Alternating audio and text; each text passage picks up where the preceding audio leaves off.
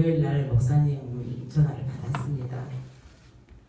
깜짝 놀랐어요. 저 한 번도 이렇게 서본 적이 없습니다. 세상 가운데서는 뭐 이 정도 생겼으니까 많이 서봤겠죠. 하지만 하나님 성전에서 이렇게 서본 것은 저 태어나서 처음입니다. 그래서 어떻게 해야 되지? 하면서 계속 생각할 끝에 그래 뭐 내가 말을 잘했으면은 뭐 아나운서나 뭐 앵커나 됐겠지. 하지만 내가 하나님께 받은 탤런트가 따로 있잖아요.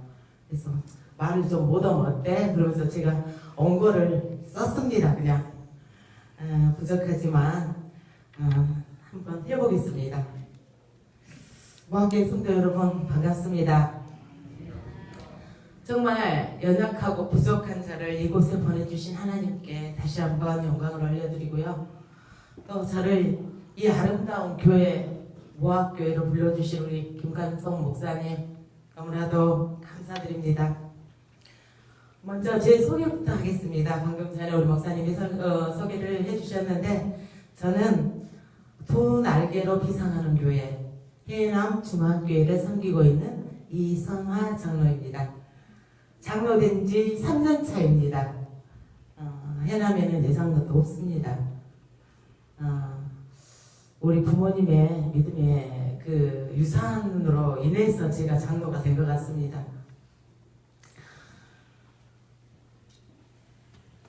아까 우리 목사님께서 우리 부모님을 잘 소개해 주셨습니다. 하지만 지금까지 제가 50년이 넘도록 살면서 부모님한테 한 번도 감사하다는 속으로는 느끼고 살았지만 제 표현을 한 번도 해본 적이 없습니다.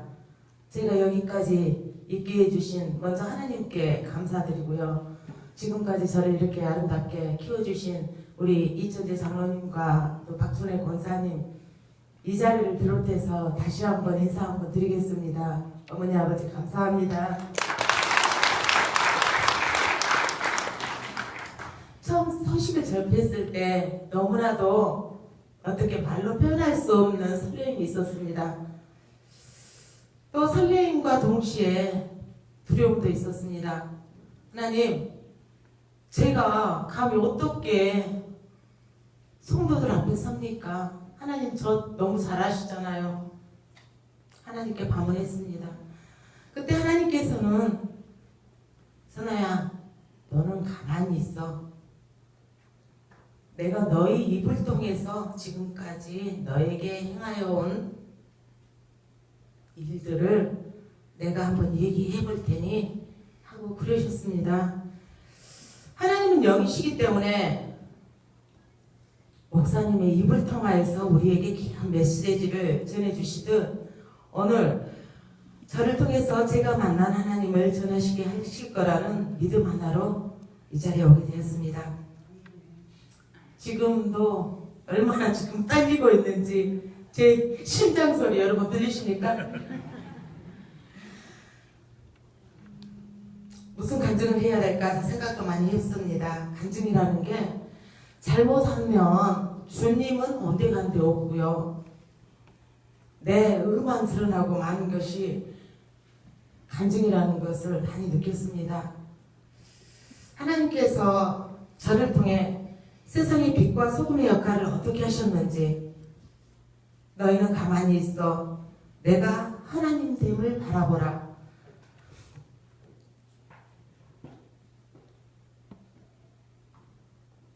저는 그냥 가만히 있었어요.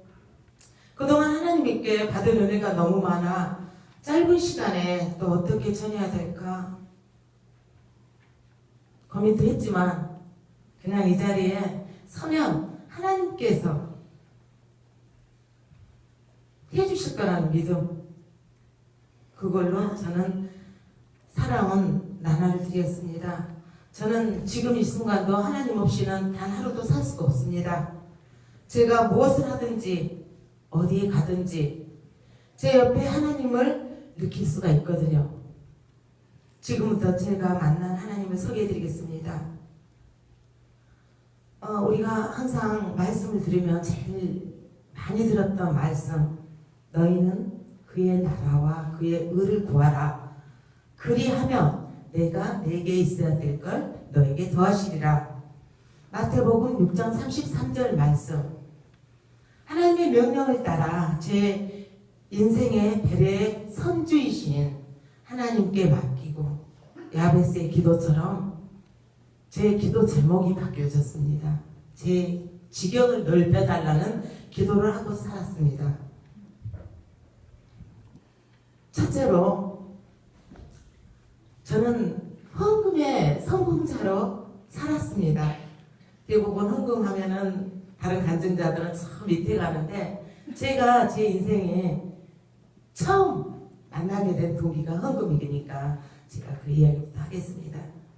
성도님들께서는 신앙생활 하시면서 제일 부담스럽게 여기는 생각하는 게 바로 헌금 생활일 텐데 저는 제일 쉬운 게 헌금 생활이었습니다. 그래서 지금까지 그 만몬의 노예로 살아가지 않고 만몬을 부리고 살 수 있는 그런 하나님께 감사드리며 살아가고 있습니다. 저는 4대째 믿음의 가정에서 자란 저는 초, 중, 고, 대학까지 가정에서는 부모님께, 조부모님께 또 학교에서는 선생님과 친구들에게 사랑만 받고요. 사랑도 줄 모르는 그냥 사랑만 받고 아무 염려 없이 그렇게 자랐던 것 같습니다. 근데 우리 부모님들은 어려움도 많이 있었을 텐데 한 번도 저에게는 그런 것을 못 느끼게 해주셨고 내가 하고자 했던 것들을 저는 지금까지 다 하고 살았던 것 같아요.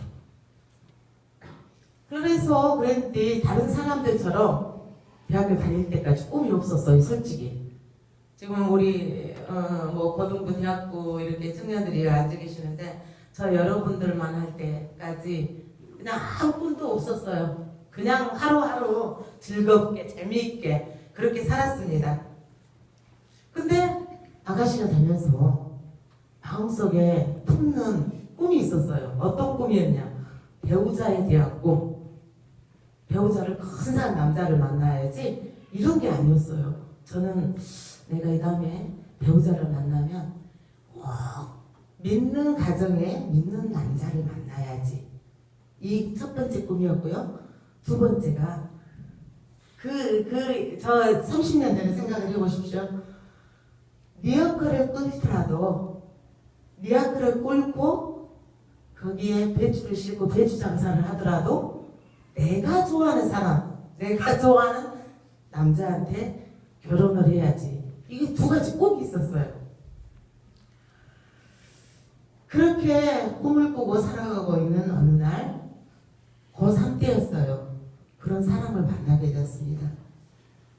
제가 고등학교 3학년 때 교회 해남군에 교회 연합체육대회가 있었어요. 그때 친구들과 함께 참석하여 그 운동 경기를 보게 되었는데 배구장을 가게 됐어요.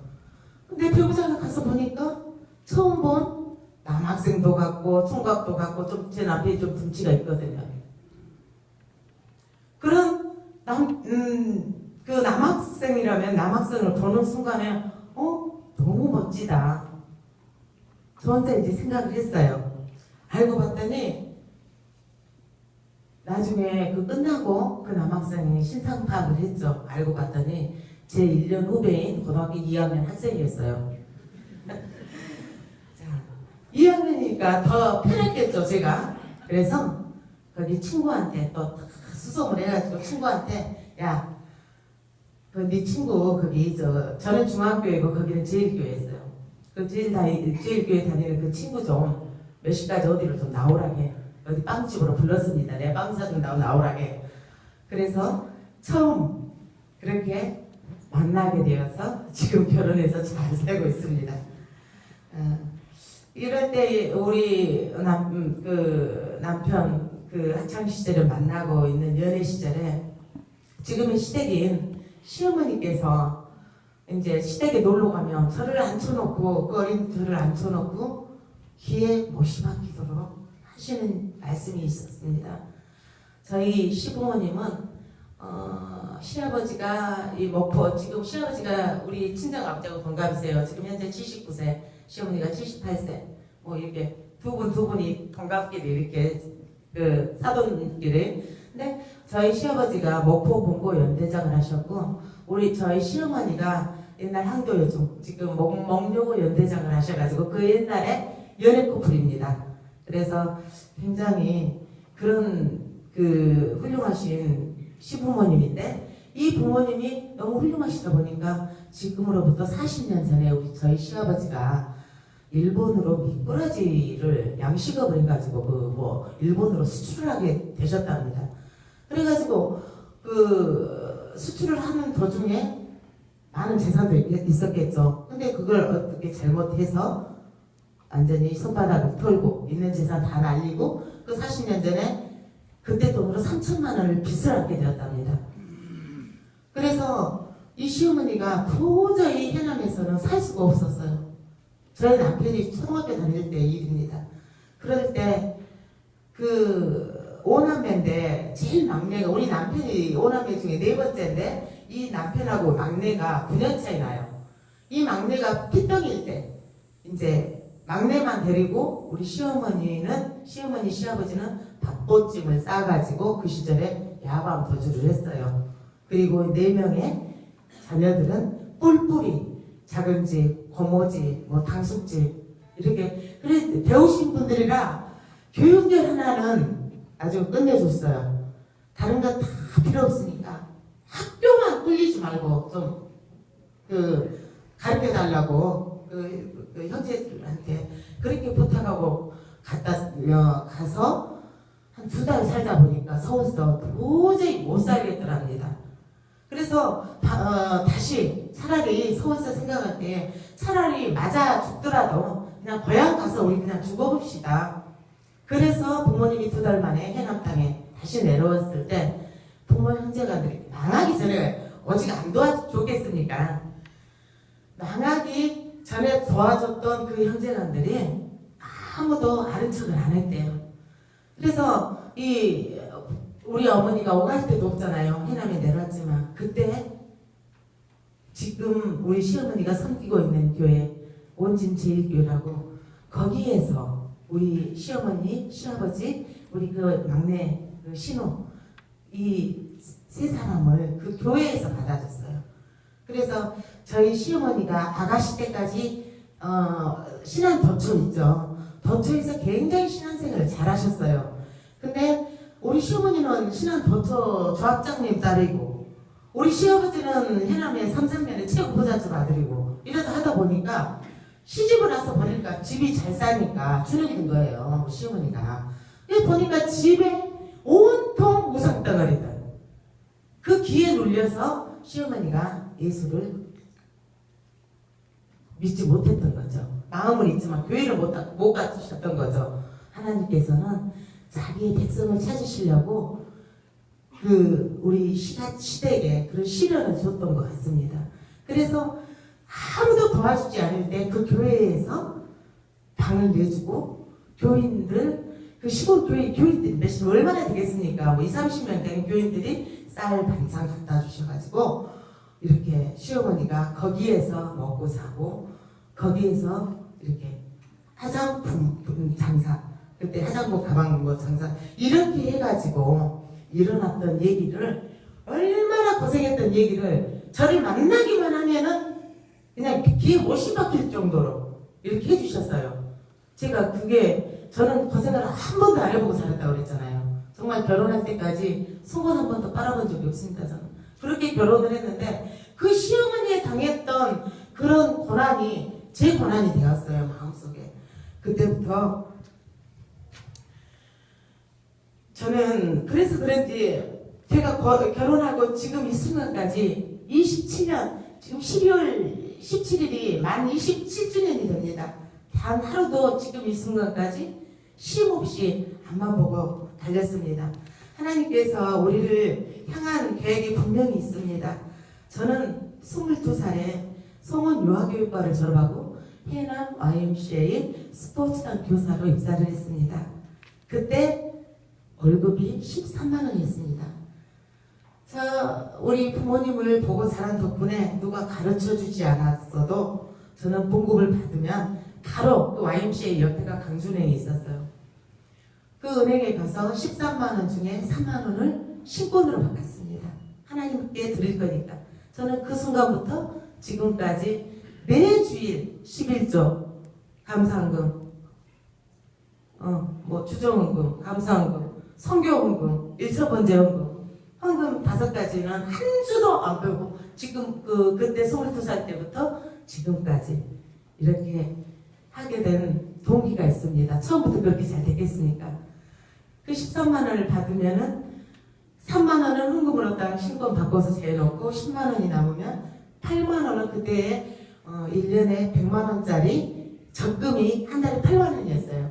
그래서 8만 원을 딱 적금을 딱 넣어놓고 한 달 용돈으로 2만 원을 남겨놔요. 그러면 그때 저희 아버지가 농약사를 경영을 하고 계셨어요. 그러다 보니까 2만 원 갖고 하루 그냥 밥 먹으면 끝나잖아요. 그때 뭐 아무리 해도 봉급날 친구들 불러서 뭐 밥 한 끼 싸버리면 하는데 어떻게 하다 보니까 주중에 봉급을 타면은 바로 바꿔가지고 따로 재워 놓지만 어떻게 친구들과 먹다 보면은 그 2만 원만 나가겠습니까? 돈이 더 나가겠잖아요. 저도 모르게 그 재해놨던 11조를 잠깐 하나님 이거 잠깐 좀 빌려주세요. 내가 내일 아버지한테 타서 다시 여기 채워 놓을게요. 이런 마음으로 잠깐 빌렸습니다. 이제 뭐 그런 식으로 쓰고 했었는데 어느 날 저희 아버지께서는 그때 그 무렵에는 꼭 그 명절, 설 명절, 추석 명절에 이렇게 그 기도원을 가셨어요. 금식 기도하시러. 그래가지고 아버지가 안 계시니까 아버지 기도원 가고 안 계실 때는 집에 아버지가 타는 오토바이 있죠. 저희가 굉장히 좀 부잡했어요. 이렇게 생겼어도 좀 남성 기질이 있습니다. 그래서 그 시절에 아버지 그 오토바이를 꺼내가지고 추석 다음날 이렇게 친구 집에 저 해남 대인산 쪽으로 놀러를 가다가 그때 75세 된 할머니를 한 분 치게 됐어요. 사고를 냈습니다. 그때 아버지도 안 계시죠. 어떡하지? 일단 거기서 순간에 판단을 해서 어느 택시를 잡아서 그분을 병원에다 모셔다 드리고 연락할 분이 제가 YMCA 근무하는 저희 총무님한테 전화를 했어요. 총무님 저희 이렇게 일동 하나 저질렀는데 빨리 종합병원으로 좀 오십시오. 그래서 그 시절에는 해남에 사자들, 의사, 검사, 판사 해남에 있다는 아이들은 제가 다 제 손아래에 있었어요. 그래서 그 병원에 가니까 다 의사 선생님들이 저희 학부형이었죠. 이래서 이렇게 왔는데 이거 어떻습니까? 했더니 엑스레이 그때 그 시절에는 의료병원 카드도 없고요. 그때 엑스레이를 찍어보니까 이 옆구리에 살짝 금이 갔던 거예요. 오토바이 백미러로 살짝 이렇게 밀었는데 이 할머니가 75세 된 그 옛날에 일만 하시는 분이라 어떻게 해서 이제 넘어졌으니 아이고 하고 이제 다 펴져. 그때 마치 추석 다음 날이라 자녀들이 있었어요. 자녀들을 배운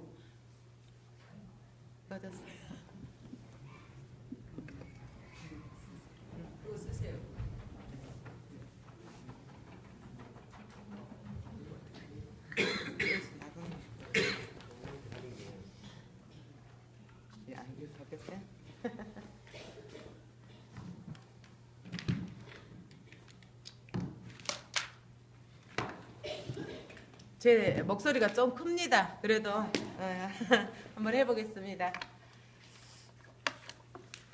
그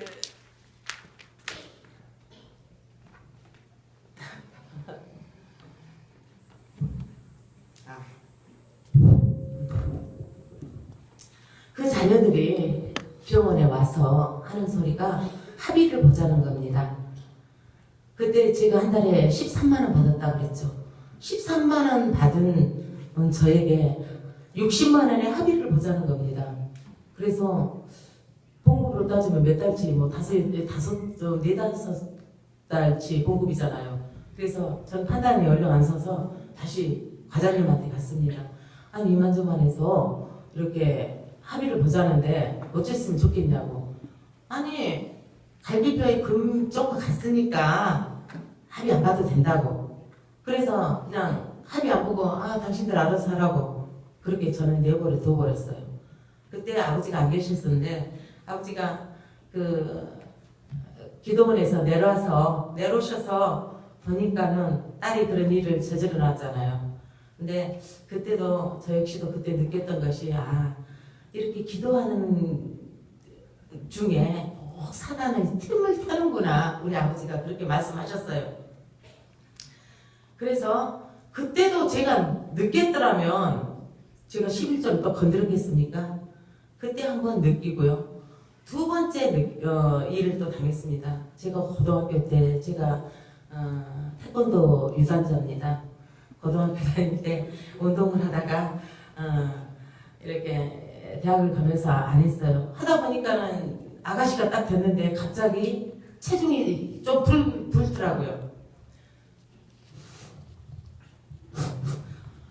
체중이 좀 불다 보니까 저는 지금 시원하거든요. 절대 살찌꼴을 못 봅니다.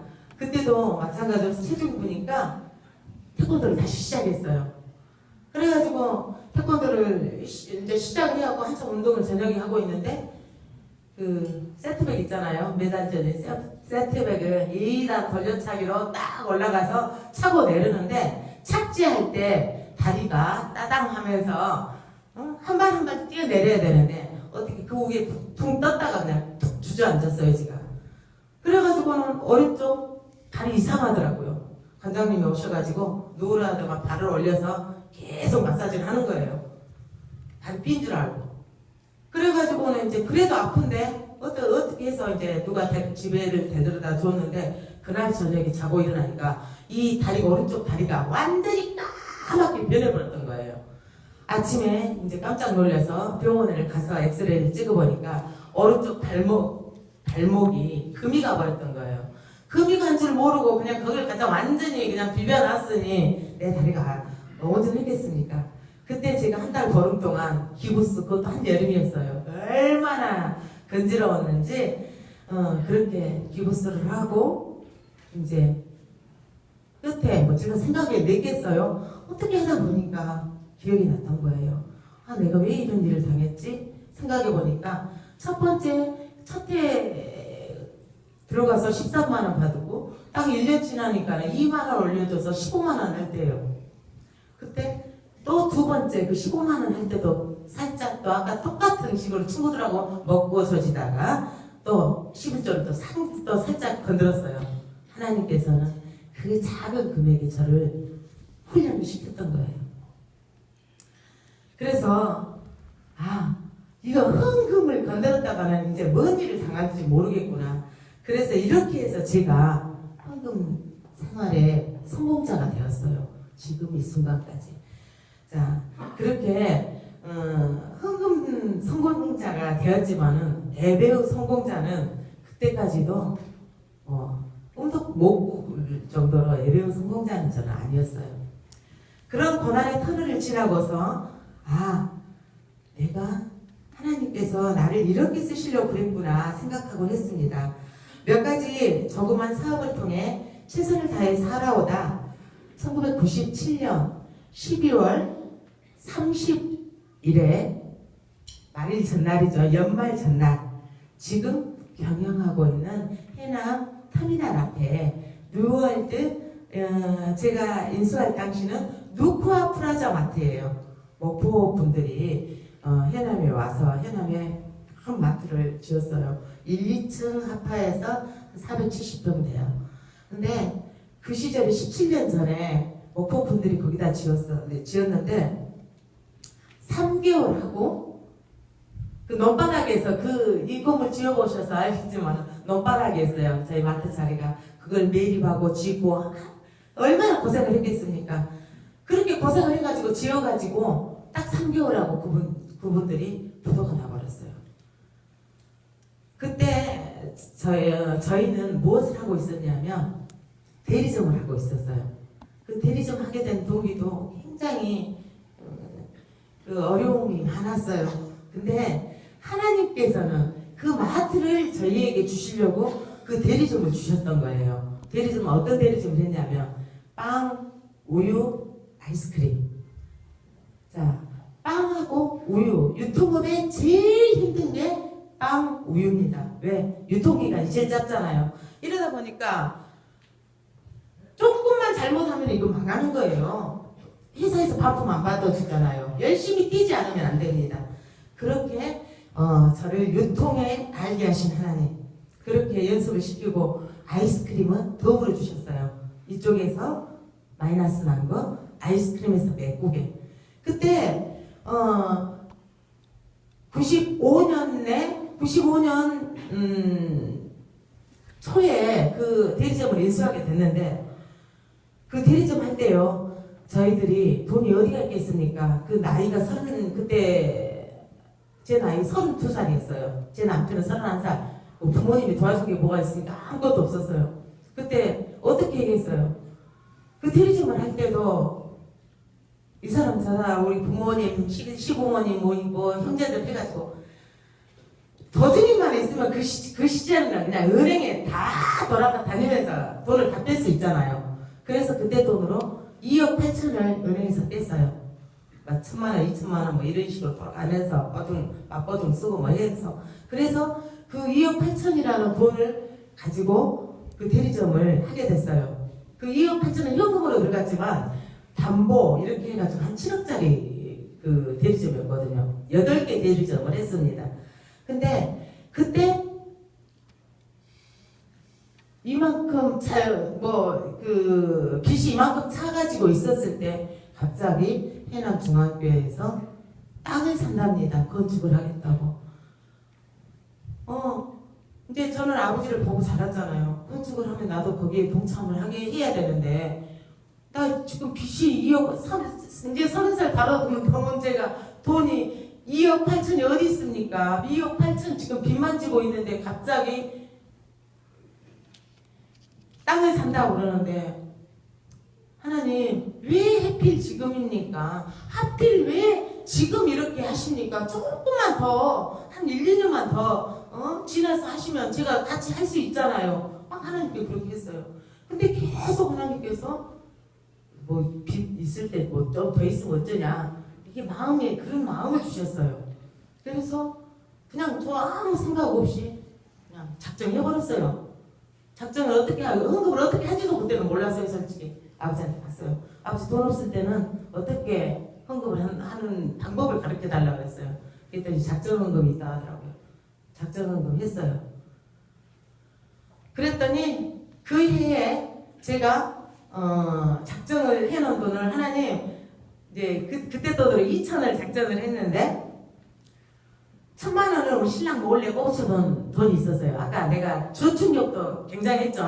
13만 원 받아가지고 3만 원 헌금하고 2만 원 쓰고 나머지 80%를 헌금 제한 80%를 저는 지금도 그래요. 헌금 제한 80%는 저축이에요. 그런 식으로 살아온 내가 남편 몰래 딴 주머니 차고 있었죠. 그래 6월달 되면은 지금 그때가 6월달에 작정을 했으니까 8월달에 제가 1,000만 원 탈 게 있었어요. 그래서 하나님 작정합니다. 8월달까지 8월 며칠 그 적금 날짜 해가지고 8월 며칠까지 1,000만 원, 그 다음에 12월까지 1,000만 원 해서 2,000만 원 하겠습니다. 그렇게 작정을 딱 해놨어요. 근데 그 해에 7월달이었어요. 저는 6월달에 작정했죠. 7월달에 지금까지, 그러니까 1996년 그 7월달이 지금까지, 제가 지금 2014년이잖아요. 지금 9년 정도 됐는데 지금까지 그렇게 더웠던 적 한 번도 없었어요. 얼마나 더웠던지 아이스크림 장사가 녹아나는 거예요. 그래가지고 아이스크림을 뭐 잠도 못 자고 공장 앞에서 물건을 가져다가 이렇게 대야됐던 그런 그 경우를 저희들이 봤어요. 그래서 12월 달에 작정했던 2,000만 원을 8월 달에 신랑 몰래, 솔직히 신랑이 지금도 집사예요. 하다 보니까 어떻게 신랑한테 말하겠어요. 그냥 갔다가 일단은 모든 재정권은 제가 있으니까 일단 갔다가 이제 하나님께 다쳤어요. 그 정도로 이게 이 재정 그런 배포가 있다 보니까 하나님께서 지금까지 이렇게 그 돈 만몬에 노예가 되지 않게 하고 제가 내 마음대로 쓸 수 있어요. 그렇게 해주시더라고요. 그래서 그 고난을 그렇게 겪어오다가 아까 그 IMF 바로 시작한 때에 그 대리점을 통해서 하나님께서 연습을 시켜가지고 그 마트를 주셨다고 그랬죠. 자, 마트를 인수하게 되었습니다. 그 IMF가 터지고 나니까 사람들의 그 소리가 얼마나 듣기 힘들었는지 저 노을트 마트 금방 망할 것이다. 아까 대리점 있잖아요. 7억짜리를 누가 그 IMF 터질 때 누가 인수하겠습니까? 아무도 인수 안 했어요. 그러니까 그것도 그대로 놔두고 있었죠. 그 놔두고 왔을 때 그 2억 8천이라는 돈과 뭐 다 묻혀서 가겠지만 이 마트를 인수할 때는 얼마의 빚을 냈냐면 제가 34살 때 8억 3천만 원. 그 돈이 어떤 돈이었냐면 그 아까 누크와 프라자마트 목포분들이 담보대출을 받는 그 금액이었어요. 그 롤마트가. 그래서 그분들이 1금융에서 받으면은 담보금이 적잖아요. 그러다 보니까 제3금융 목포보의 뭐 신용금고 제3금융에서 받았는데 IMF 터질 때 이율이 24%였어요. 연 24%. 여러분 2부이자 아시죠? 8억 3천에 2부이자. 한 달에 2부이자가 1660만 원. 자, 그때 돈으로 한 달에 이자가 1660만 원. 인수해서 보니까 이 사람들이 얼마나 장사를 잘하려고 그랬던지 직원을 19명을 뽑아놨어요. 3개월 동안 봉급 한 푼 못 주면서 19명의 직원들을 뽑아놓으니까 이 사람들이 봉급 한 푼 못 받아서 나가겠습니까? 아무도 안 나가고 다 쳐다보고 있죠. 그 직원들 그대로 안 왔습니다. 그리고 그 97년 12월 달이다 보니까 그때만 해도 17년 전 일인데 17년에 그렇게 뭐 해날 뭐 이런 이마트 이렇게 있었으니까 다 적은 마트로 다 시작했잖아요. 뭐 전남 이 관내에서는 제일 빠르게 크게 했을걸요.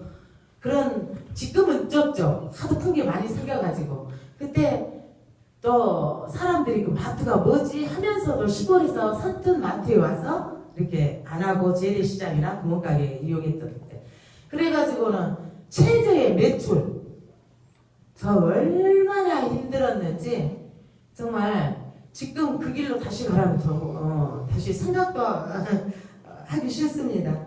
그때 저에게는 하나님께서 그것을 맡겨주셨다고 믿긴 믿지만 내 마음대로 내 뜻대로 어떻게 할 수가 없었어요. 그래서 무조건 내가 열심히 하면 되겠지 하는 마음으로요. 그 마트만 열심히 지켰습니다. 주일날 일주일에 교회 딱 한 번 대예배 때 그것도 11시 예배면은 마트에서 11시 출발을 합니다. 하나님 만나러 갔겠습니까 제가? 그냥 우리 목사님 담임 목사님 저 오늘 왔다 갑니다.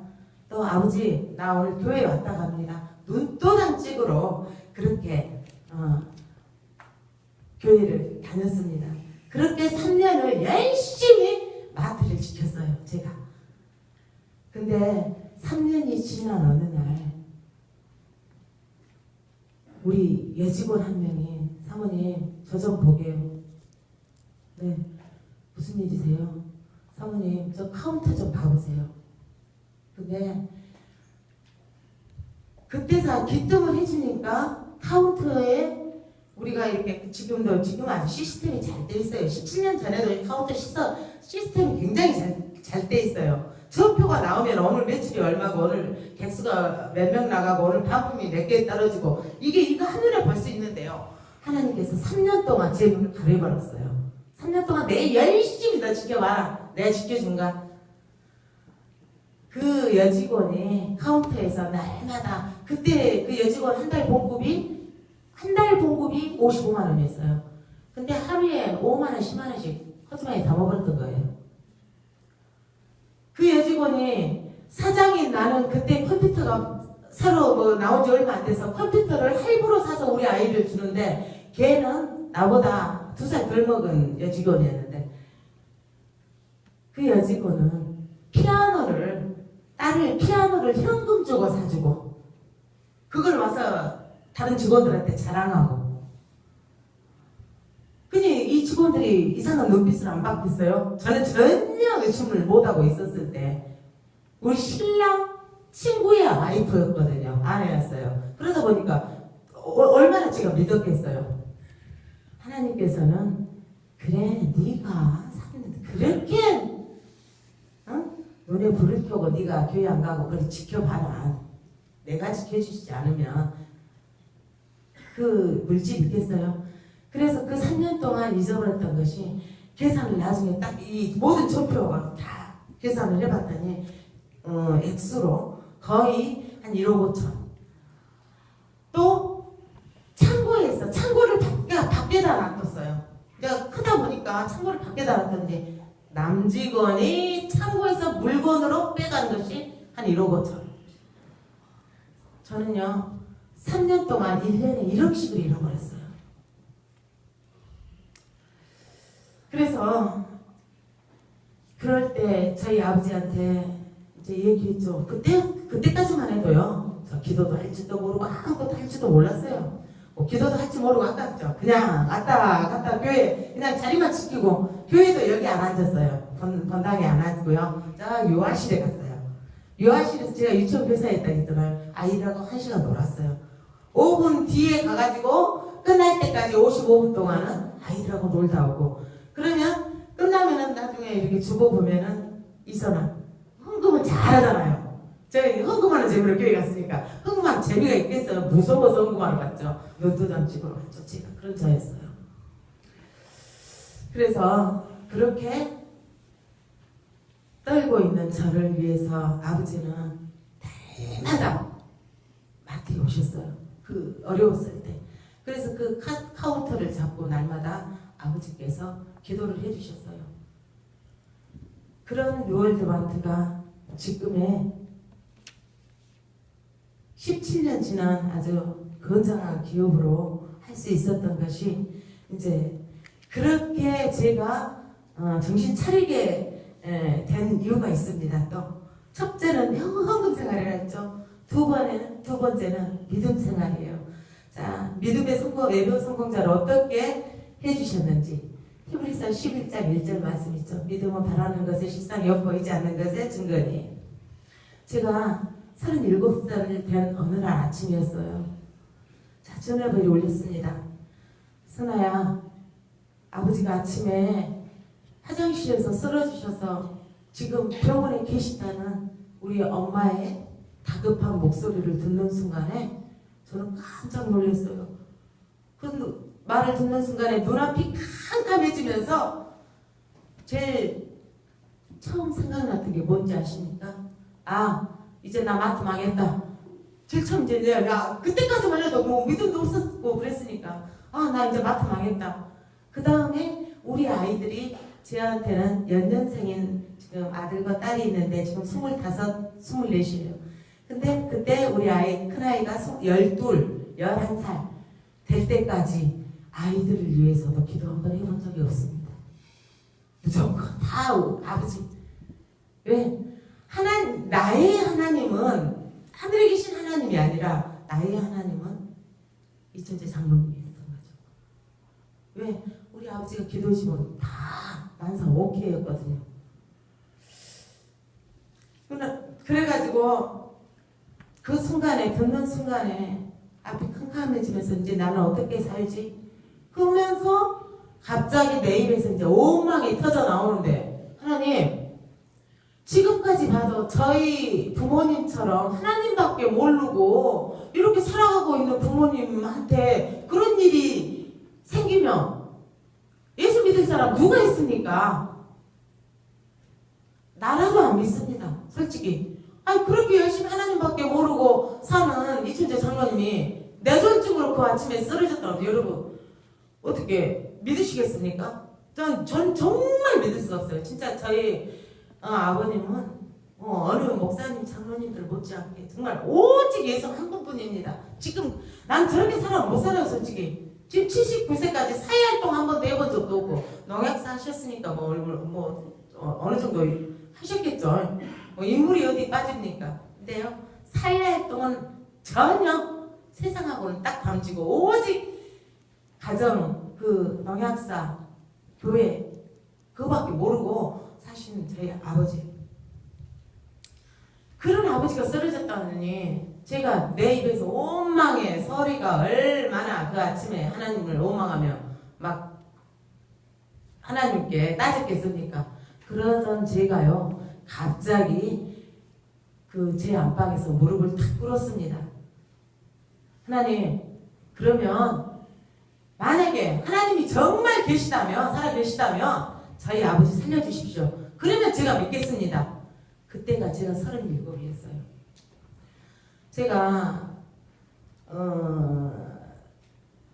17, 고등학교 1학년 때부터 아까 둘째 28에 났습니다. 28살 때까지 교회 반주자로 사역을 했습니다.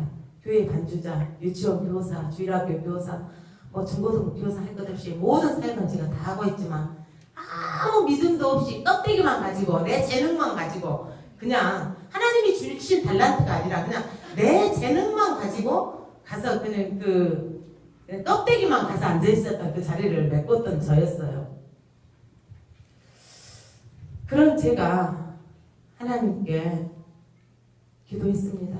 아버지만 살려주신다면 그렇게 28살까지 하면서요 딱 그만두고 싶지만 그만둘 수가 없었어요. 왜? 사람이 없잖아요. 시골에는 반주자가 저를 대타해서 반주해 줄 사람이 한 명도 없어요. 그래서 고등학교 대학교까지 토요일을 넣을 수 있으니까 일요일을 넣을 수 있으니까 그렇게 헌신 봉사했어요. 그냥 껍데기라도 그냥 자원하에서 봉사하면 하나님께서 얼마나 기뻐하시겠습니까?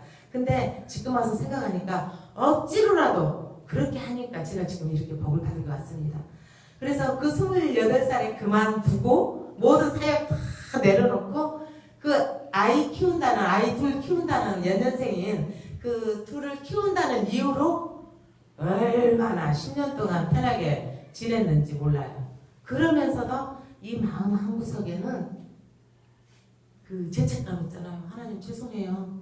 그렇지만 좀 봐주세요. 제가요 40살 넘으면 하나님 일할게요. 그 마음이 항상 한쪽에 있었어요. 그때 28살짜리가 40살은 아주 안 어울릴 줄 아는 같은 그런 느낌이었거든요. 그래서 40살이라고 하나님께 했어요. 하나님께서는 그걸 기억하고 계셨던 겁니다. 저를 때가 될 때까지 그냥 기다려주고 계셨어요. 그래서 제가 그 37살 될 때 아버지를 통해서 하나님께서 저를 이제 부르신 거죠. 그날 아침에 안방에서.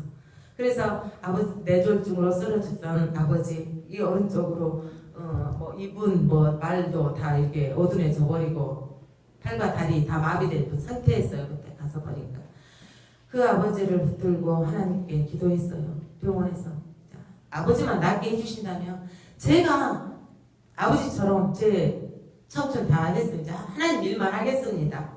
그렇게 약속을 했어요. 근데 일주일 만에 거짓말같이 저희 아버지가 저렇게 그때가 65세였거든요. 지금 79세니까 14년 전 얘기죠. 일주일 뒤에 다시 회복이 돼버렸던 거예요. 그래서 10일 만에 퇴원을 하셔서 지금 14년 동안 저렇게 건장한 모습으로 살아가고 계십니다. 그런 아버지, 그래 믿음은 바라는 것의 실상이요 보이지 않는 것의 증거니 저는 그런 하나님을 37살 갔습니다.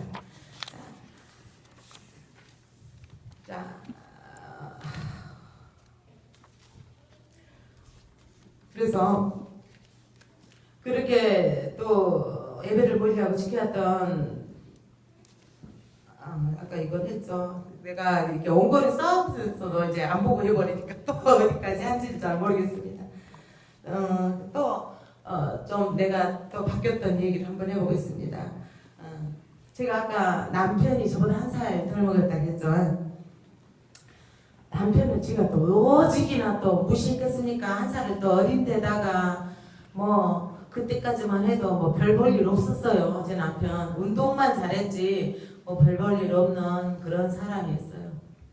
그러다 보니까 목사님이 말씀을 하시면 에베소서 5장 22절부터 24절 말씀 있죠. 아내들이여 남편에게 복종하지 않아. 어떻게? 죽게 하듯. 속으로 웃기고 있네. 맨날 그랬어요. 저 솔직히 뭐 순종도 아니고 뭔 남편한테 복종을 하라 그래? 그거 절대 이해가 안 되더라고 그때는. 근데 아까 에베우 성공자 그렇게 해서 아버지가 낳는 순간에 제가 에베우 자리가 바뀌게 되었었어요. 아까 말했죠. 항상 유아실에서 아이들하고 예배받던 내가 37살부터 에베우 자리가 바로 저희 부모님의 에베우 자리는 바로 이 자리입니다. 이 두 앞에 자리. 제가 봐온 이 평생의 자리는 제일 앞에 자리에 아버지 엄마. 이 자리는 항상 비어있고요. 제가 이 자리로 달라붙었습니다. 껌딱지처럼. 이제 혼자 가서 갑자기 그런 생각이 그래. 일단 하면은 하는 성격이거든요, 제가. 그래서 에베우 성공자가 되었던 거죠. 자리가 바뀌니까. 저 깜짝 놀랐습니다. 오늘 이렇게 모학교를 와서 보니까 정말 우리 성도님들이 참 에베우 자리가 참 좋은 곳에 앉아 계시구나. 참 훈련이 잘 됐구나. 솔직히 괜히 뭐 제 얼굴에 침 뱉은 것 같은데 저희 교회는요. 어떻게 된 교회가 앞에 자리 몇 자리 딱 있고 중간 자리 샥 비어지고 싹 뒤로 몰려져 있어요. 아니 그 예배의 한 시간이 얼마나 귀한 시간인데 그 한 시간 놀러 옵니까? 왜 객석에 저 뒤에 앉아서 구경하러 옵니까? 앞사람 뒷꼭지 보면서 뭐 저 사람은 옛날에 제가 그랬어요. 저 뒤에 앉아있으면 저 사람은 뭐 저 정도 살면 뭐하러 이 귀한 시간에 이 시간에 여기 와 있을까? 제가 그런 생각을 했거든요. 나같이 할 수 없으니까 저는 우리 부모님 때문에 나 찾으니까 그냥 와서 앉아있는데 저 사람은 누가 간섭한 사람도 없는데 뭐하러 올까? 제가 그런 생각을 많이 했어요. 뒤에 앉아서. 그 앞 사람들 다 판단하고 있었어요. 그런 저였거든요. 그런 제가 에베우 성공자가 되니까 하나님의 말씀이 들어오기 시작한 거죠. 그래서 그 에베소서 5장 22절로 24절 아내들이여 남편에게 복종할지어다. 그 말씀이 들어오기 시작했네요. 이제 어떡합니까? 제가 얼마나 뒷꼬치가 조금 부끄럽겠습니까? 하나님 죄송합니다. 제가 제 남편 부르는 호칭이 뭐였는지 아십니까? 우리 아버지가 저희 어머니를 부를 때 어야 선아 엄마 그래요. 제가 선아잖아요. 제 큰딸이니까 어야 선아 엄마 그러잖아요. 그걸 어렸을 때부터 듣고서는 제가 어떻게 불렀겠습니까? 우리 남편을 어야 전화를 하면 여보세요가 아니라 여보세요 그러면 어야 지금 어딘가? 완전히 이건 꼭 남편이 여자한테 한 것처럼 이게 정반대로 제가 그렇게 했어요. 그런 제가 이 예배의 자리가 바뀌게 되면서 하나님의 말씀이 들어오니까 그게 잘못됐다는 것을 깨달았어요. 그래서 호칭이 바꿨어요. 여보로. 얼마나 부끄럽고 진짜 한 번 부를 때 처음에는 그냥 여보가 되었었으니까 그냥 장난으로 남보 그랬어요. 여보가 아니라 남보 그렇게 불러가지고 혼자 연습을 굉장히 많이 했었어요. 지금은 자연스럽게 여보 어디세요? 네 그러세요. 정말 지금은 아까처럼 하라면 절대 못합니다. 그렇게 제가 변했어요. 하나님께서 그런 나를 그렇게 변화시켜주면서 남편을 변화시켜 주셨어요. 내가 남편을 무시하니 아내가 남편을 무시하니 남편이 잘 될 리가 있겠습니까? 지 마음대로 살아갔겠죠. 친구들하고 또 더군다나 해남 지역사회 뭐 친구들 얼마나 많습니까? 하다 보니까 그 지역사회 그 옛날 지금 놀이문화가 많이 있지만 그때 뭘 좋아합니까? 남자들 젊은 남자들 제일 좋아하는 거 하트, 훌라, 뭐 포카 저 다 배웠습니다. 니도 한디 나도 못해? 뭐 훌라 카드 지금도요. 제가 안 하니까 그러지. 저도 도박기질 있거든요. 남편이 한다 내가 다 한다 그랬어요. 너 하니까 나도 한다. 그런 아내로 살았어요. 제가 12년 동안 결혼해서 그랬는데 정말 그 하나님 그 사랑을 받고 정말 하나님을 만나서 나를 내 자신을 뒤돌아보니까는 내가 얼마나 어리석은 사람이었는지 정말 그때서 깨달았습니다. 하나님 정말 내가 이렇게 어리석고 연약한 인간인지 다 모든 것이 나 잘났다고 내가 최고라고 그렇게 살았다는 저를 아버지 용서해 주세요.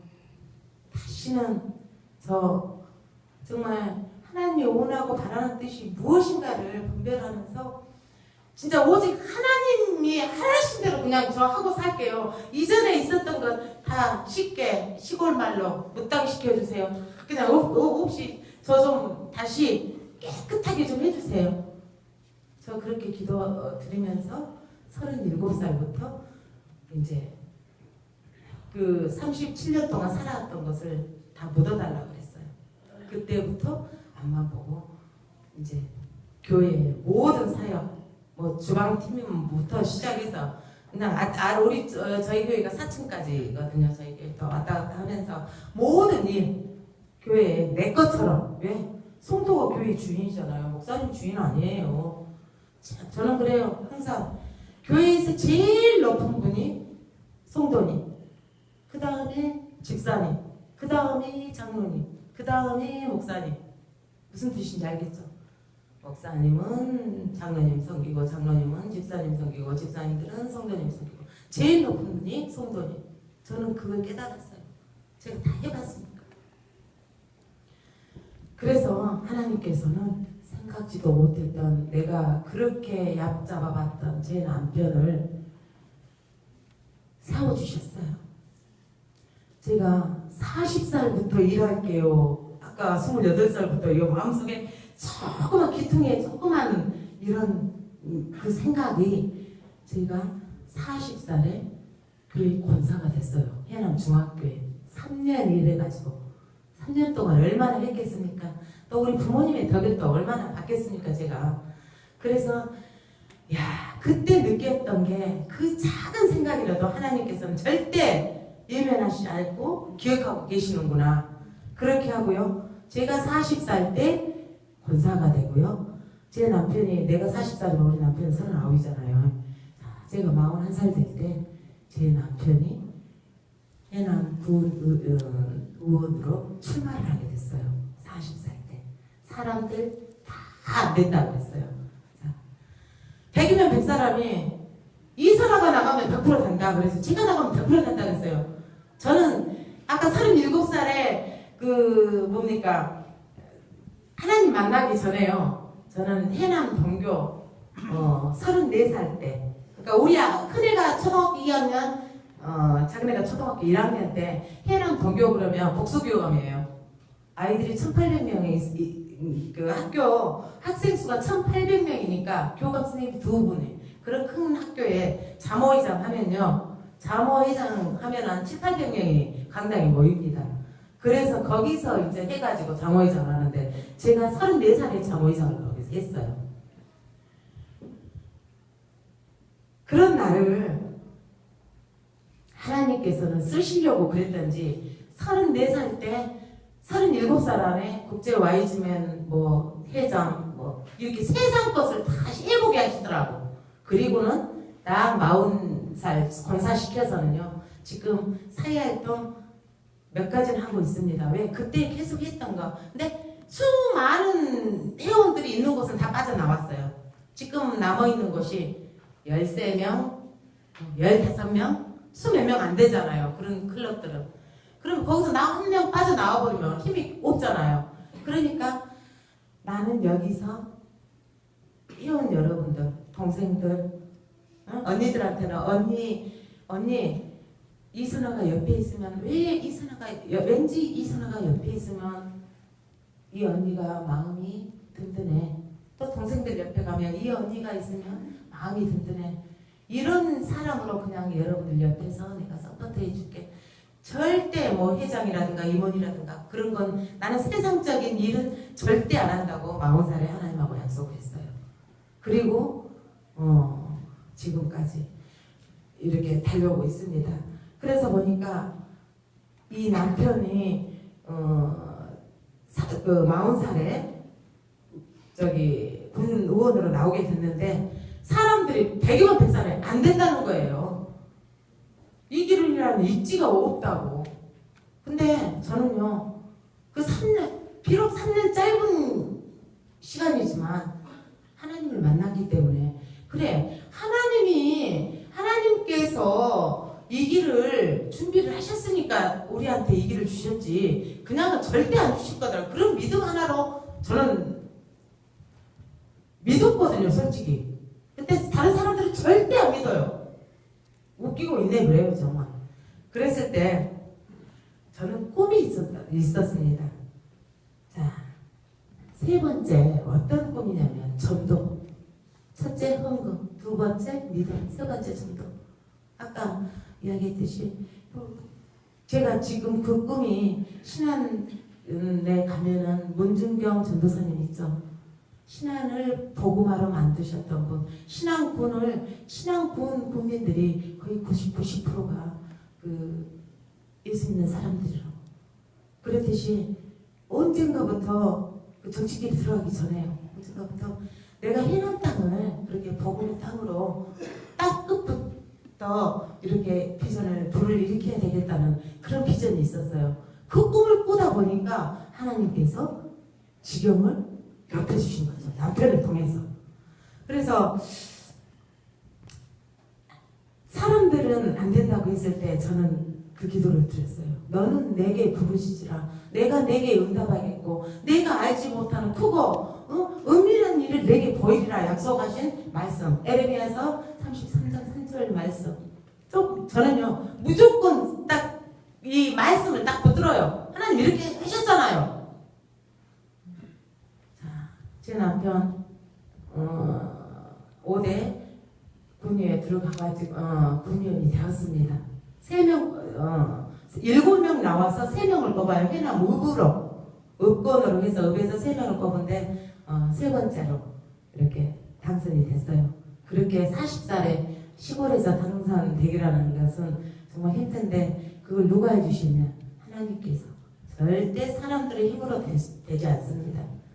돈을 썼냐고요? 그런 돈 쓸 돈 없습니다. 제가 그랬어요. 다른 사람들 나이 먹어서 명예 얻으려고 이렇게 돈 써가면서 선거하는데 당신은 이렇게 새파랗게 젊어가지고 벌써부터 그 정치판에 들어가서 어떻게 하려냐고. 정치판에 들어가면 한 번 들어가면 30년이라는데 40살에 들어갔으니까 79살까지 한다면 30년 아니니까 어떻게 그걸 됩니까? 저는 그걸 할 수 없으니까 오직 당신 뜻하는 대로 밀고 나가라고. 그 하나님이 뜻하시면 그냥 보내준 것이고 아니면 아닌 거예요. 못하게 하고 기고 아닌 것은 딱 결단 치라버렸어요 지금. 그래서 지금의 해남 군수이신 박철환 군수님이 2위로 들어가고 저희가 3위로 들어갔어요. 그리고 그렇게 처음부터 만약 1등 해 주셨으면요 지금 다른 데 가서 있어야 돼요. 근데 하나님께서는 지금 제 남편이 3선을 했어요. 처음 할 때는 세 번째로 들어가게 해주시고 6대 할 때는 두 번째로 들어가게 해주시고 이번에 세 번째 출마했을 때는 1등으로 당선되게 해주셔가지고 지금 해남 군의회 전반기 의장으로 세워주신 아버지. 지금 아까 우리 목사님께서 내 남편 군수 일단은 꿈과 비전이 있어야 되니까 하겠지만 저는 그래요. 제 남편에게 아침에 갈 때 저는 솔직히 아직 제 남편이 집사여도 그런 일을 하다 보니까 아직도 이렇게 술을 마시고 다닙니다. 근데 저는 술 냄새를 못 맡으니까 하다 보니까 지금 각방 쓴 지가 뭐 거의 10년 돼버렸네요. 그거 하면서부터는 그냥 이렇게 따로따로 살아가고 있습니다. 근데 새벽이면 아침이면 저는 남편을 방에 갑니다. 그래서 안고 기도를 해줍니다. 축복 기도를 해줍니다. 하나님께서 이 사람을 세워주셨으니까 하나님께서 책임져 주시라고 단 하루도 안 빼고 가서 기도하고 다시 제 방으로 가서 다시 잡니다. 저는 그렇게 만들어주신 저를 그렇게 바꿔주신 하나님, 또 그렇게 만들어주신 하나님, 그렇게 해서 그 남편의 덕에 제가 해남에 어느 곳을 다니면 이제 결혼을 하면 여자는 아무리 똑똑해도 한 남자의 아내잖아요. 그래서 그러다 보면 이선아 그러면 지금은 모르지만 저 해남 누구누구 아내 이기룬 의원 아내 저 이선아입니다. 이렇게 소개를 합니다. 항상 남편을 먼저. 그렇게 하다 보면 사람들이 대우도 틀려지잖아요. 그렇게 모르는 사람한테 다가가서 하나님께서 저에게 베풀어 주셨던 은혜 그렇게 전하면서 이렇게 전도를 합니다. 저는 전도를 하면 모든 사람들이 전도를 하면 막 전도해가지고 자기 교회를 데리고 오려고 그러는데 저는 그런 스타일 아닙니다. 무조건 예수 안 믿는 사람을 예수 믿게 하는 전도자. 그래서 그 교회에 가까운 교회를 보내줍니다. 왜? 지금 비록 아무 믿음이 없이 내가 나를 보고 왔지만 이 사람이 이 씨를 뿌려놓으면 씨가 자라서 열매를 맺어야 될 거 아닙니까? 이 열매를 맺기 위해서는 예배의 성공자가 되어야 되면 집 가까운 데 있어야 주일 낮 저녁 뭐 수요 예배 이제 나중에는 믿음이 자라서 새벽 기도를 드릴 수 있잖아요. 그렇기 때문에 한 사람을 전도하면은 가까운 교회에 또 멘토가 있어야 되니까 이게 가까운 사는 곳에 묶어줘요. 그런 하나님을 저 안 이뻐하겠어요? 그런 전도에 사면 또 네 번째로 제가 처녀 시절까지 꿈과 비전을 안 가졌다고 그랬죠. 결혼 상대자부터 꿈을 꿨는데 결혼하고 나서 꿈과 비전을 갖게 해주셨어요. 어떤 꿈이었냐면 우리 학생들 여기 있는데 제가 아까 초등학교 1학년 2학년 때 전교회장을 전교장회장을 했다고 그랬죠. 우리 여기 젊으신 어머니들 뭐 이제 그렇게 초등학생 어머니들은 별로 안 계신 것 같은데 학교 일을 엄마들이 뭐하러 합니까? 내 아이들을 관심 가져달라고 엄마들이 학교 다니죠. 저 역시 그랬어요. 근데 그 장로회장 앞에 항상 앞에 자리에 앉아있으면 뭐가 제일 부러운지 아십니까? 학생회장 엄마. 전교 학생회장 엄마가 그냥 일반 객석에 앉아있는 저는 앞에 앉아서 그 엄마를 바라보면서 그게 부러웠던 거예요. 근데 우리 아이들은 1학년, 2학년. 자, 세월이 지나서 우리 큰아이가 6학년이 되었습니다. 우리 딸아이가 큰애가 아들이고 작은애가 딸입니다. 근데 우리 아이가 6학년이 되었는데 우리 아들은 저기 아빠 이게 외모가 저기 아빠를 많이 닮아서 좀 내성적이었어요. 그러다 보니까 초등학교 5학년 때까지 반장 각 반에 반장 부반장도 한 번도 해본 적이 없는 아이입니다. 그런 아이에게 제가 꿈을 꿨겠습니까? 근데 그 몇 년 전에 그 부러워했던 걸 하나님이 기억하고 있었던 거예요. 하루는 3월달인데 모른 전화가 와요. 제가 학교 일을 장로회장 2년 하고 계속 학교 운영위원을 두 아이를 보내면서 학교 일을 7년을 했으니까 뭐 학교 교장 선생님부터 뭐 저 밑에 7년 동안 모든 분들 다 알잖아요. 저 해남동교 누구 몇 학년 몇 반 담임 누구입니다. 근데 처음 듣는 목소리에 3월달이니까 선생님 죄송합니다. 이번에 새로 오셨으니까 네 웬일이십니까? 제가 먼저 찾아뵀어야 되는데 이렇게 찾아가지 못하고 그러니까 인사를 딱 드리고 선생님 웬일이십니까? 그러니까 네 아니요 내일 모레 다음 주에 저희 이 학교에 전교 어린이 회장 선거가 있는데 아니 학교 시간에 우리 반은 누가 정교회장 나갈 친구 있냐 물어봤더니 아무 대답이 없어서 정리하고 다 집에를 보냈다는 거예요. 한참 보내고 있는데 어떤 아이가 막 뛰어오더니 선생님 제가 어린이회장 한번 나가볼게요. 그 아이가 왔다는 거예요. 그래서 내가 선생님 정말요? 네. 아니 이제 선생님 모르잖아요. 우리 아이가 5학년 때까지 안 계셨으니까. 왜요? 아니 우리 큰애가 정혁이에요. 우리 정혁이 초등학교 1학년 때부터 5학년 때까지 반장 한 번도 안 하니까 어떻게 정교 어린이 회장을 합니까? 진짜입니다. 진짜로 또 물어봤어요. 진짜로. 그러니까 제 입에서 나도 모르게 하나님 그 마음 하나님이 주셨네요. 그러니까 선생님이 정혁이 어머니 교회 다니십니까? 그래요. 그래서 예. 선생님도 교회 다니십니까? 예. 저는 목포 빛과 소금교회 권사 피트천이다 그러는 거예요. 얼마나 반가웠던지 선생님 그때는 제가 37 그 정신 차릴 때였거든요. 내가 34살에 우리 아이들이 초등학교 그 저학년 됐으니까 그때 선생님 기도해 주세요. 우리 아무것도 할 수 없어요. 그래가지고 제가 일주일 동안 한 번도 안 다녔던 새벽 기도를요 다녔어요. 이제 가지고 하나님 이렇게 하는데 금요일날 선거를 하면은 목요일날 이제 소개 발표를 해요. 목요일날 지금까지 지기 엄마는 학교에서 이래래 다 아주 판치고 다니는데 그 엄마 안 닮고 지금 엄마 아빠 안 닮아가지고 아들을 어떻게 좀 내조전하다 이런 소리 안 들으려고 일주일 동안 새벽에 가서 교회 이제 가서 새벽기도 하고 둘째 이렇게 두 번째는 아이를 학교가 끝나고 오면은 감정이 너무 예스러운데 내가 이게 문답으로 관점을 그래서요. 네, 참그 시간이 지금 1시간 반이 넘어버렸거든요. 그래서 우리 교인들이 잘 듣고 있죠. 그런데 이제 요점적으로 관점을 좀 하도록 하겠어요. 그런데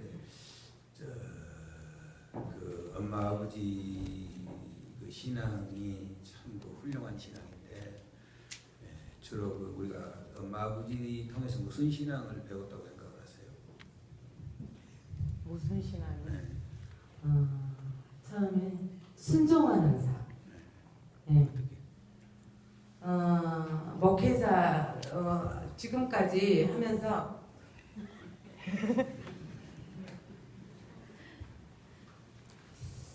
저희 그 목사님을 섬겨보면서 교회에 건축을 지금 한 번, 두 번, 세 번을 했어요. 아버지가 저희 김대용 목사님이 오시면서 세 번의 큰 이렇게 건축을 하는데 굉장히 힘들었어요. 교회에 말이 많잖아요. 근데 그걸 한 번도 내색하지 않고 목사님의 편에 서서 그 목사님을 섬기셨던 그런 모습 또 믿음으로 살아가는 모습 아까 또 아버지가 또 헌금 생활 또 아버지한테 하는 게 있어요. 아버지가 이제 한때는 저 어렸을 때 좀 어려운 고비도 몇 번 있었다는 거예요. 그럴 때 아버지는 단 한 주도 안 빼놓고 감사헌금을 하셨어요. 그럴 때 우리 박준혜 권사님 당신은 도대체 뭐가 감사해서 그렇게 한 주도 안 빼놓고 그렇게 감사를 하냐고 이제 엄마의 물음에 아버지가 저희가 기억이 생생합니다. 이 사람아 우리가 일주일을 살면은 자녀가 아플 때도 있고 부부가 아플 때도 있고 어떤 오한이 있을 때도 그렇게 하시고 지금 이제 제가 듣기는 확인을 하고 싶은데 그 해남중앙교회가 우리 교회 정도 되잖아요. 예산이 한 10억 가까이 된다고 알고 있는데 들리는 얘기가 그 이천대학년 가정에서 예산의 3분의 1 그러면 약 한 1년에 헌금이 한 3억 정도 한다고 하는데 그건 대해서 그 얘기를 좀 사실인가 좀 확인 좀 하고 싶어요. 사실요? 우리 가정이 뭐 부모님 또 제 동생들 네 가정이 제 오남매인데 제 바로 밑에가 목사님이에요. 순천에서 지금 단독 목회하고 있고요. 나머지 네 가정이 해남중앙교회를 섬기고 있습니다. 근데 계산 안 해봤는데요. 아니, 그렇게 소문이 나 있으니까. 목사님이 그렇게 말씀하셨을까요? 그래서 그렇게 얘기를 듣고 있어요. 예. 그 복을 받았다는데 그 누코아 뉴월드마트. 뉴월드마트 예. 1년 매출 얼마나 돼요? 그렇게 크지는 않아요. 지금 작년에 15년 동안은 한 50억? 1년에 50억 정도 매출에 작년에 하나로마트가 해남에 두 군데나 생겨버렸어요. 농협에서 하나, 축협에서 하나. 그러니까 그동안 15년 동안 벌었으니까 이렇게 지금은 그냥 직원들 봉급 주고 하는 정도 멈추고. 그 장로 여자 장로 되고 나니까 뭐가 좀 달라진 것 같아요. 여자 장로 하면 좋아요, 안 좋아요? 여자 장로요? 네. 여러분 어떻게 보이십니까? 저는 어깨가 좀 무거워요. 근데 당회에 들어가면요, 우리 당회원들이 하시는 말씀이 여자 장로가 있으니까 너무 하기위해서 좋다고 그러는데 분쟁이 없어요, 솔직히. 서로 간에 분쟁이 없이 가운데 중간 역할을 잘 교회를 아름답게 이렇게 저목저목 이렇게 해주는 게 저는 여자 장로가 꼭 필요하다고 봐요. 저는 저 혼자 가기를 원하지 않았어요. 다른 권사님이 한 분 있는데 그 권사님하고 만약에 우리가 여자 장로가 꼭 필요하다면 권사님하고 같이 갔으면 좋겠다고 부모님한테도 얘기했고 막 그랬어요. 근데 정말 우리 모학교회 성도님들 가운데서도 분명히 일꾼들이 지금 많이 눈에 보이는데 있을 것 같습니다. 또 궁금하신 점? 대단히 감사하고 간증도 남았어요. 아니요, 할 얘기는 너무 많은데 어떻게 해야 될지. 잘 너무 간증이 순수해서 또 진실해서 너무 감사해요. 간증을 너무 진실하게 하니까 어지간한 사람은 남편 술 먹는 얘기 없어요. 그리고 주로 강조한 것이 꼭 신랑이 한 살 덜 먹었다는 얘기를 꼭 대단히 감사하고 자 박수 한번 하시겠습니다. 이장로님이 기도 한번 하시겠습니다. 좋으신 아버지 하나님, 정말 제가 할 말은 많이 있지만 아버지 하나님, 정말 우리가 이 세상에 살아갈 때 또 시간도 저희들에게 많이 필요합니다. 아버지 하나님께서 지금까지 우리를 여기까지 인도해 주셨듯이 앞으로의 삶도 우리가 주님과 동행하며 아름답게 살아가는 우리 성도님들 될 수 있도록 축복하여 주시옵소서. 아버지 하나님, 이 험한 세상을 살아갈 때에 이스라엘 백성에게 애굽에서 출애굽할 때에 지켜주신 아버지 하나님께서 낮에는 구름 기둥으로 밤에는 불 기둥으로 인도해 주신 내 아버지께서 우리 성도들 한 가정 한 가정에 아버지 하나님께서 불꽃 같은 눈동자로 지켜주셔서 모든 삶을 아름답게 정말 예수 그리스도